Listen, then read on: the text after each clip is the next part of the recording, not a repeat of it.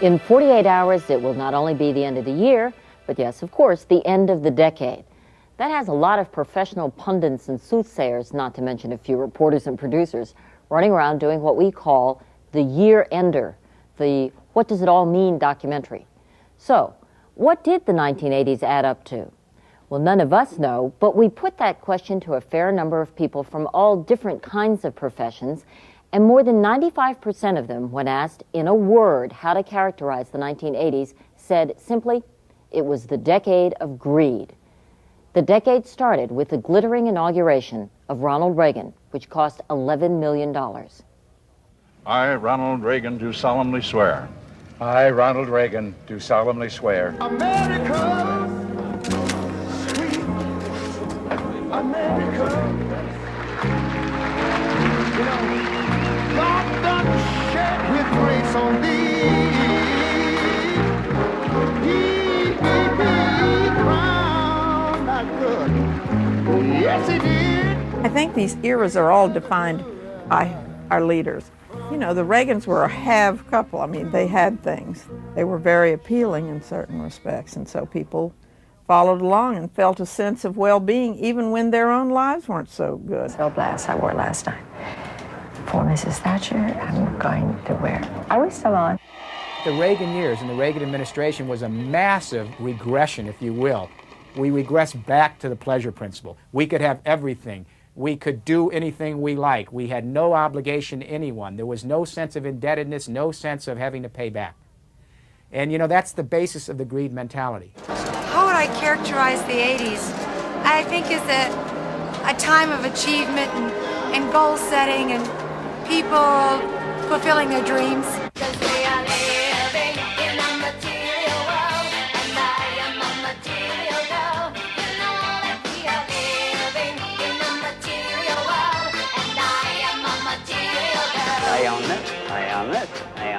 And that one. Of all decades, it seemed to be the decade of the overdog more than anything else, where the overdog was both revered, and that's what you wanted to become.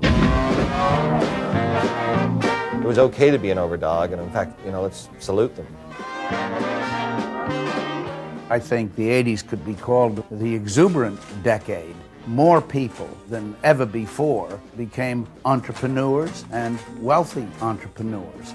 This country's economy and Western Europe's economy in the 80s has been solidly, spectacularly, and almost reflected growth. Well, Malcolm Forbes is evaluating our economy from the index of Forbes magazine and his multi-million-dollar holdings. The times are tough now, just getting tougher.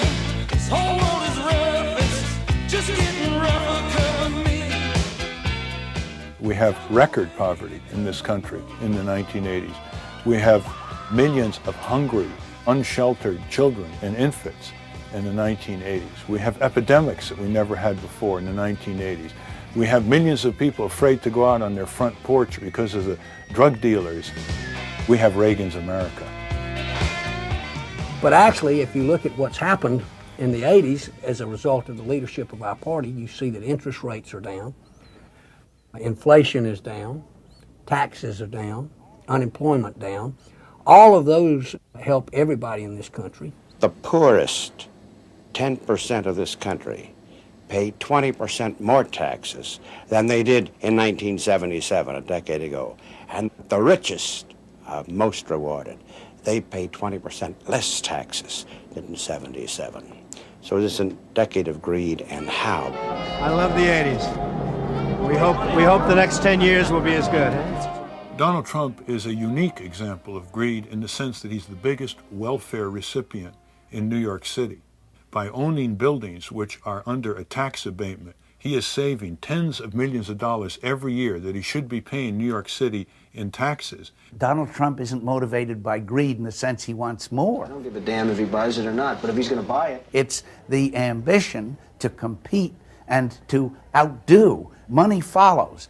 We'll be number one. The right management, we're number one. Nobody competes with it. American wealth has traditionally been, as soon as you get it, you hide it. And in the 80s, it changed to, as soon as you got it, show it. We definitely do now have people who have become celebrities just from being rich.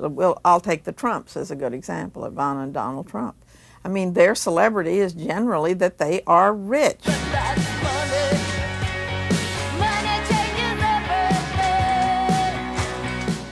People want to touch him. I think it's something descended from the French kings when people thought if they touched the king it would cure them of their ailments. And I think a lot of people think if they get around rich people, they're going to get some of it. Years ago, when someone was described as having dollar signs for eyes, we would turn away. It was embarrassing. This guy's a vulgarian, an oaf. He is someone who is not a credit to society. Today, the guy with dollar signs for eyes is respected as the most honored of Americans. People aren't any different today than they were then. A lot of quiet money was quiet because as we get, when we put out each year the list of the 400 richest Americans, some of them say, oh, leave me off, I'm worried about terrorism. The terrorism they're worried about, the terrorist, is the IRS. But if you have means, you should be contributing to do things that are worth doing with money, but it takes money to do it. These rich people who give away a lot of money to charity, most of them really do. Now, I don't know whether that honestly mitigates their sins or not. Well, I suppose greed has a certain driving factor, ambition, these positive things that we associate with accomplishing things. Greed built great cities. You know, I mean, greed made great fortunes in America that then, when you look at what the Rockefellers did in New York, you have to have a little admiration for greed. In the old days, there were moguls and corporate chieftains and entrepreneurs who made a pile of money, but they produced useful products and services. The 80s greed is something quite new. Now, the greed merchants are making infinitely more money in real dollars than their predecessor barons did decades ago. But what are they giving us? Mergers, acquisitions, empire building, junk bonds, commodity straddles, condominium conversions, forcing tenants out. There's never been a time in our history when so few made so much money in return. Wall Street insider trading. And it even got to the point where many people in society, especially younger people, identified with that kind of cowboy mentality.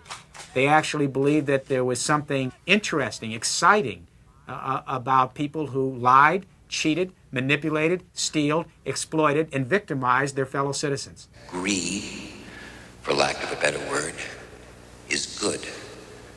Greed is right. Greed works. The movie Wall Street captured that for a lot of people.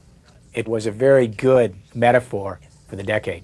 Greed in all of its forms. Greed for life, for money, for love, knowledge, has marked the upward surge of mankind, and greed, you mark my words, will not only save Teldar Paper, but that other malfunctioning corporation called the USA.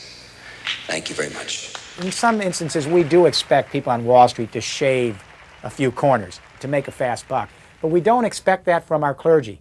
They're responsible for maintaining the moral standards of the society. And one of the interesting parts of the decade was the tremendous scandal in the religious community. I would say I feel sad but encouraged in God. The religious end of it upsets me perhaps more than any other. I mean, if you can't believe in that guy who you were sending nickels to, who was saving people, if you find out that guy is beating up a prostitute in a motel room and then stealing money from his flock besides, who do you believe in?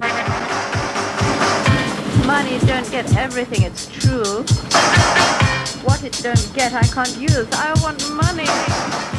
Our society stinks to a great degree. You have a society where people are sleeping on the sidewalk. You have a society where somebody has 6 cars and the other person is freezing in the cold. That can't survive. The measure of our civilization will be, in the 90s, how we're able to transfer that wealth without a revolution. For a lot of folks, the stock market crash was the beginning of the end of the 1980s me generation. In one day, A whole generation was shocked into an awareness that there really is no real security in terms of greed and avarice. It can be taken away in a moment. The interesting thing about it is it's ending on the most incredible ideological up maybe in the history of the civilized world. We have been worrying about communism and the Russians, and now all of a sudden overnight, it's just disappearing as a problem. So maybe wretched excess through the miracle of television is what made some of these communist countries decided they want to be capitalist too. A material world.